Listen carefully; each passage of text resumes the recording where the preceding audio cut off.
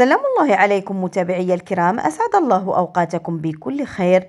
خبر مفرح لكل المغاربة بخصوص حومة الشوك بطنجة. قبل ما نبداو في التفاصيل ما تنسوش ديروا إعجاب الفيديو وتشتركوا في القناة باش توصلوا بجديد الأخبار.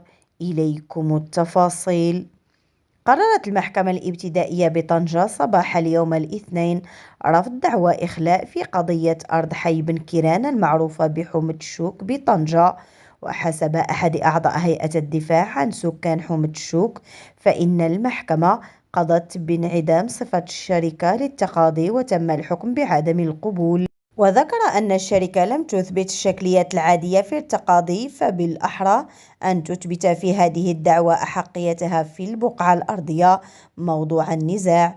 وفيما يتعلق بإمكانية استئناف الحكم، ذكر ذات المحامي أن الأمر يخص الشركة المعنية، مشيرا إلى أن هيئة الدفاع تقدمت بشكاية حول القضية للتأكد من صحة وقانونية الوثائق التي تقدمت بها الشركة في دعواها. أوضح المحامي أن عدم القبول من طرف المحكمة الابتدائية لا يعني أن الملف تم الحسم فيه بشكل نهائي، وإنما يمنح الشركة فرصة وضع شكاية أخرى بنفس الوقائع سواء في الاستعجال أو القضاء العادي.